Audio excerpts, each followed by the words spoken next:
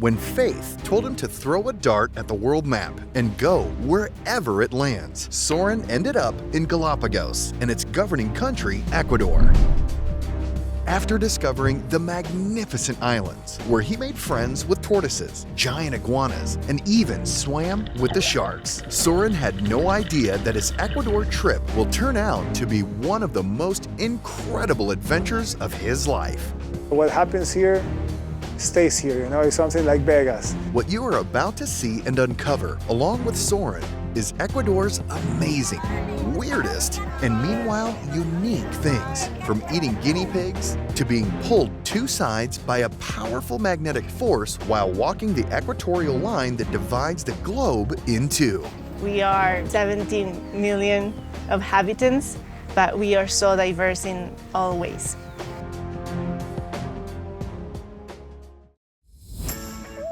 My name is Sorin. I throw darts at the world map and travel wherever they land, no matter how far or difficult it is.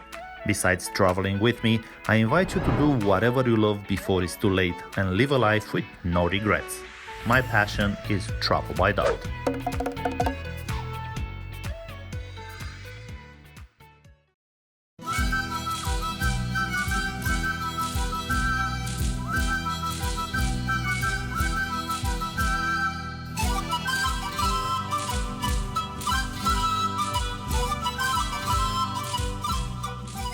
As we returned from the Galapagos, we stopped in Guayaquil for a few days. Guayaquil is the biggest city in Ecuador and is not the capital is Quito. The only thing I knew about Ecuador was that they have some coffee plantations and cocoa plantations, and that was it. And as per famous Ecuadorians, I remember back in the day, there was this famous tennis player, Nicolas Lapentti. He was in top 10 at the time, about 20 years ago. And that was it. As I was coming to Ecuador, I'm thinking, what if through a miracle I will actually get to know him, Nicolas? I don't even know if he lives here. And through a miracle, my friend Jose Maria knows Nicolas Lapentti. And Jose Maria just picked up the phone, called Nicolas, told him about travel by dart. No, I love it. I mean, I think it's very original. Nicolas said, I would love to meet Sorin, let's get together, let's go to the tennis club, have lunch, have a coffee, chat. We go to the tennis club, spend a few hours together, chat about absolutely everything. Nicolas kind of becomes the co-host now of this episode. You're doing what you love. And that's what I felt when I was playing tennis. And I'm so thankful for that because he has an amazing knowledge about not just the country, but about how others see Ecuador. Sometimes people don't know how beautiful Ecuador is. Our geography, it's unbelievable. We have the Galapagos Islands, we have the coast, we have the mountains in the Andes, and then we have the Amazon. It's really amazing, and the diversity that we have. It's crazy. And that's why what you're about to see in this episode and the next one might blow you away on so many levels. I was so thankful for spending a few hours with Nicolas, even playing a little bit of tennis as well. And for now, we're just becoming good friends and hopefully we'll get into some business together. 6060. Guayaquil is a city where you have a nice weather all year long. The people from Guayaquil is very kind, very, very warm. You can also go to Barrio Las Peñas, which is the oldest neighborhood in Guayaquil, which is very beautiful. And you go up the stairs and you see the lighthouse. I took Nicolas' advice and I came to visit the oldest neighborhood of Guayaquil, Las Peñas. And to get here, you have to climb 444 steps. And the reward that you're getting for that, it's incredible. The view here is fabulous. You see the whole town in a different view that everyone else down there sees. If you're ready to dive in with me into this full, incredible Ecuadorian adventure, let's do it. But first, I gotta tell you about an unusual world record that a local organization holds. There is one crazy phenomenon happening here in Ecuador. They have a soccer team, a football team, which is called Barcelona, which holds the world record for the most fans per capita in the world. And the name of Barcelona comes from the founder of this team who moved here 100 years ago or so and started this team, and they called it just like his hometown from Spain, the famous Barcelona. So about 70%, 75% of Ecuador loves this team, and the team doesn't even win the national championships every year. And I was lucky enough to be invited here and to see the stadium, talk to the key people in the organization, and find out what makes Barcelona Sports Club the most popular club in the world per capita. Barcelona es un fenómeno popular muy especial, donde casi el 70% de la población ecuatoriana es hincha del club. Es difícil de explicar. I was told that many Ecuadorians wanted to do what I did, be in the middle of the field, meet with the president, who is one of the most famous former soccer players in the world. Beto Alfaro Moreno, he played with Maradona. But an empty stadium is not as fun as a full one. Right now, I'm going to a Barcelona game, and I'm very excited about it. And I'm going with my friend Romulo, who hates Barcelona. He's only going there because he wants to cheer for the other team, which is not even Ecuadorian. I'm just kidding. Romulo is one of the nicest guys I've ever met, but him and his family love different teams.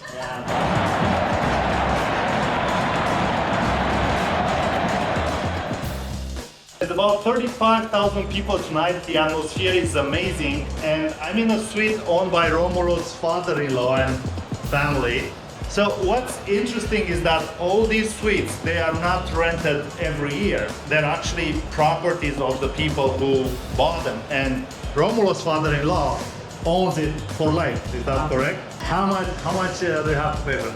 To about $30,000 or $40,000. Is the investment worth it? Well, it seems so. Es una pasión que no se explica. La gente siente incluso a veces más cariño por Barcelona que por la selección ecuatoriana de fútbol. Ya por ahí puedes ir dándote cuenta de lo que significa Barcelona para la gente. Como hombre de fe considero que Dios nos ha marcado el camino. Cuando gana Barcelona todo el mundo está alegre, cuando pierde se viene todo encima, pero hay que saber disfrutar cada momento, ¿no?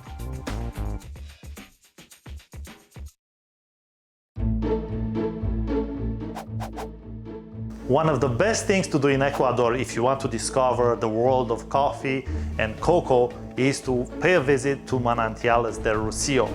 Manantiales del Rucio has cocoa, has coffee, has animals, makes yogurt, makes alcohol. It's like a big all-in-one wonder that you cannot miss if you come here. What's also interesting is that they provide you accommodation for the night, and they have 12 villas. The coolest thing ever. The theme of the villas is the Last Supper.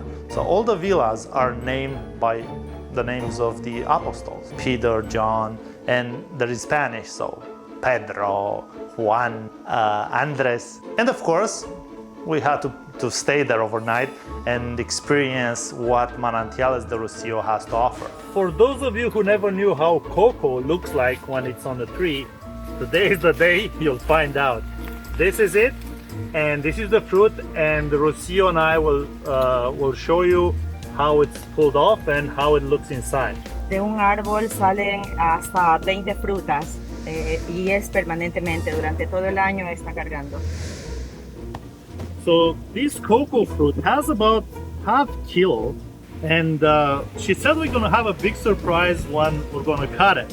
And what they do usually, they cut it in half, take off the seeds, and then what they do, they let it dry for a while, and then they start preparing it.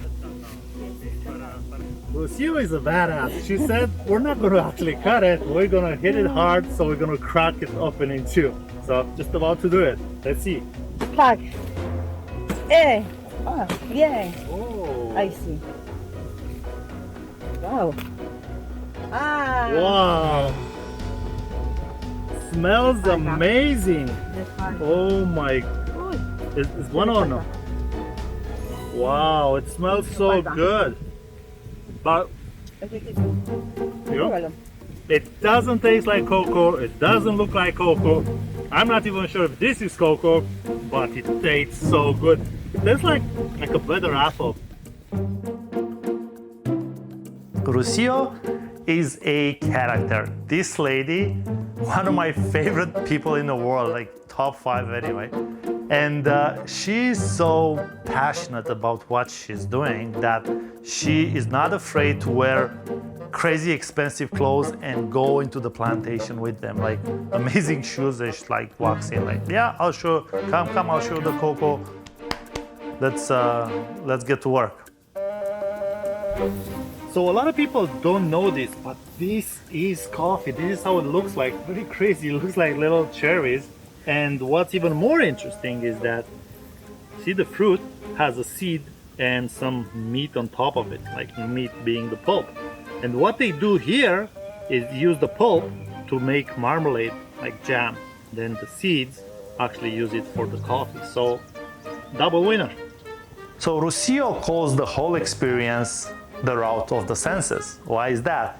Because everything there, all the elements relate to your senses. You have a beautiful scenery for your sight, you have a beautiful smell for the coffee, you have a wonderful taste from the cocoa, you can touch the animals and be playful, and you can hear a lot of sounds from the nature, from all the crazy things that are around the plantations there. So it's all in one.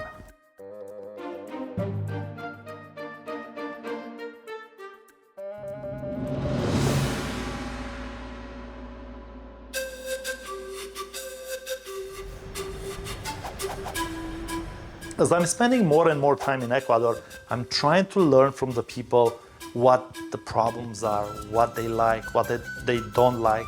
And what I've discovered is that Ecuador does a few things that are the best in the world, and they do not take credit for that. We probably have one of the best shrimps in the world. We probably have one of the best bananas in the world. The best cocoas to make chocolate, roses also the best in the world, and the best Ecuadorian hats, which are wrongly named Panama hats, because the original hats like this come from Ecuador, and people here are pretty disappointed that Panama took credit for that. It's the Ecuadorian hats, handmade in Ecuador. So what other way to actually learn more about it and prove it is then to go to the place in the heart of Ecuador where these wrongly named Panama hats originated from. Welcome to Montecristi, the real place that does Panama hats. I was actually very curious to learn how it's done, how long it takes, what's the secret, and why Panama took credit for that. Lo que pasa es que un presidente de Ecuador vino y cuando estaban haciendo el canal de Panamá, le llevaron a regalar un sombrero y el presidente de Panamá lo puso y mucha gente ya lo catalogó como un sombrero Panama Hat, pero fue porque el presidente de Panamá lo lució. De ahí quedó con el sombrero de Panama Hat, pero el sombrero es auténtico Montecristi. Lo que usted ve allá blanco, las pajas, es esto, esta es la palma, que se deja en la carretera, se seca, se pone blanca como la que ve allá, se pone en una olla grande a hervir y ya queda blanquita, listo para tejer. Pero esta planta que está aquí es la que usted la parte así, la abre así y la va cogiendo al tejido que usted va a querer para comenzar a tejer el sombrero o las carteras, que de acuerdo al tejido es que usted va a comenzar a rajar la paja.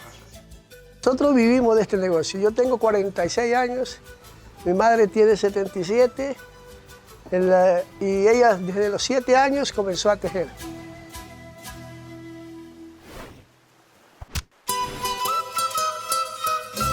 Guayaquil is cool, but you cannot come to this country without discovering the rest of it. For the next couple of weeks, I will embark on a journey around Ecuador. We'll go to Quito, the capital city. We'll go to Baños, and we will end up in the Amazon jungle, where I cannot disclose right now, but there's some crazy things happening. And I just cannot go in blind like that. I have to make sure that I am with someone who knows the cultures, who knows this country better than anyone else. And for that, I have my friend Pedro, who's gonna join me for the next couple of weeks. Hello, welcome to Ecuador. We're gonna go explore this beautiful country and discover the best it has to offer. So I'm very, very pumped, especially for the last part, but you better keep watching because what's gonna happen, it's gonna blow your mind. Baños has a very special and unique geography, which is in the doors of the Amazon. Once you get there, it's like what happens here stays here, you know, it's something like Vegas. We are the pedacito of cielo of Ecuador, which means the piece of heaven of Ecuador. They love tourists and tourists, they love it. You have the waterfalls, you have this huge swing. They have created the Beast, which is the longest swing in the country, over 60 meters. And basically they make you stand and they drop you down. So people always scream and they feel that jolt of adrenaline.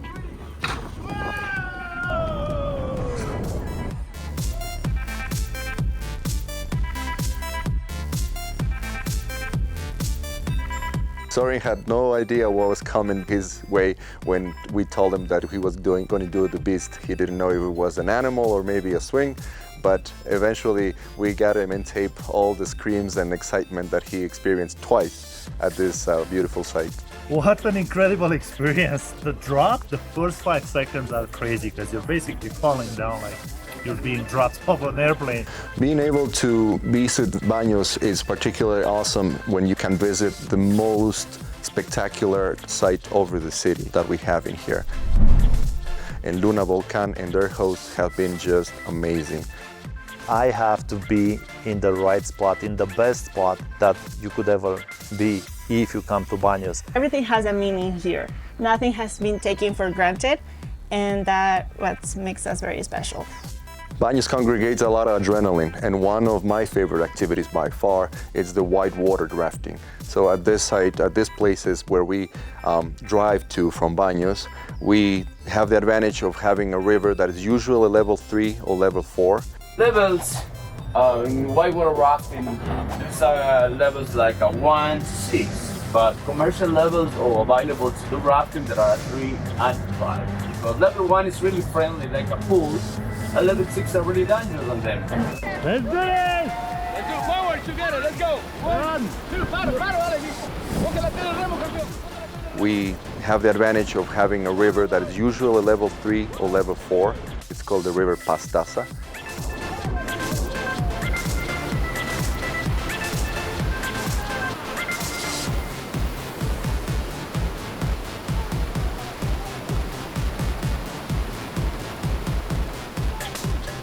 Would you do this for an hour and a half? I will do it all day.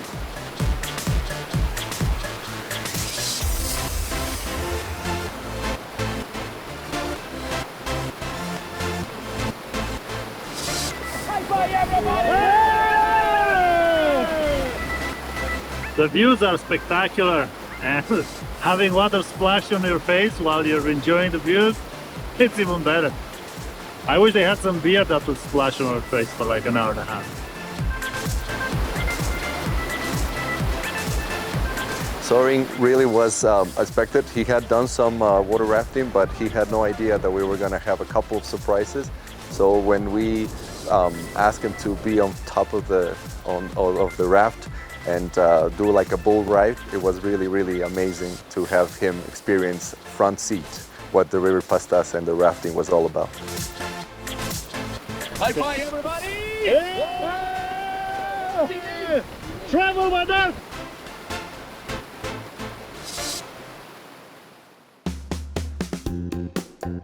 For our last night in Baños, before heading to the capital Quito, we decided to try something that some might consider it delicious, some weird. Eat a guinea pig at the restaurant that opened only for us that evening. However, cooking the guinea pig is literally an art, and it has to be done only in a certain way. Aquí es donde que nosotros asamos los cuyes, ¿sí? Entonces se le monta el cuy aquí, se amarra bien, el carbón prendido acá, ¿sí? y empieza, es eléctrico, 1.5 horas. They only cook the guinea pig here on the outside.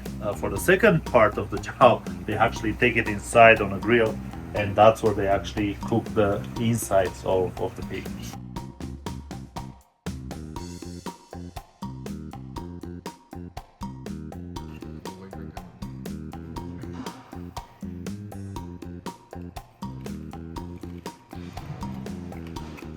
Oh my god! It tastes like a combination of pork and rabbit. Crunchy.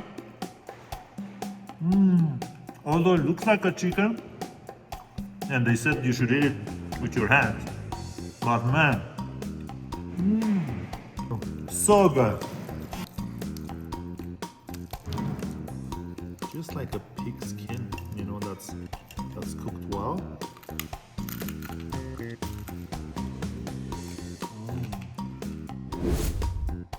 And from there, we went to Quito, excited to get to the middle of the world right before heading out to the Amazon jungle.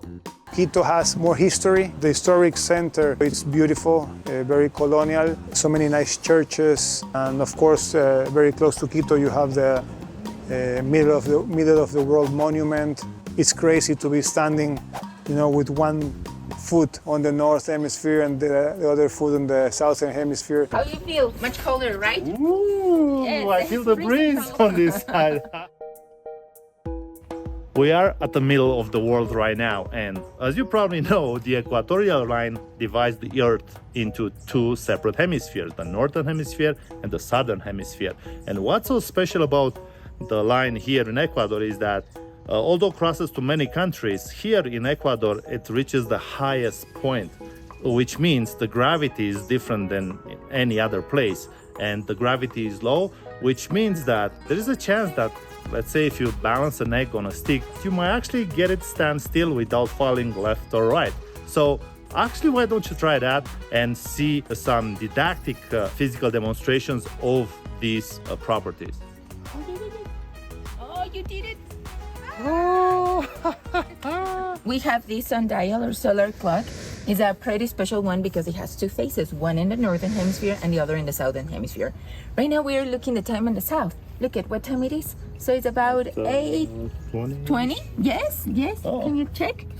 Yeah, look at that, 8:21. Not too many people know the difference between hurricanes and tornadoes. Hurricanes are on the northern hemisphere, like in Florida, for example, and how they go counterclockwise. In the southern hemisphere, the tornadoes go clockwise. Is that correct? That's right.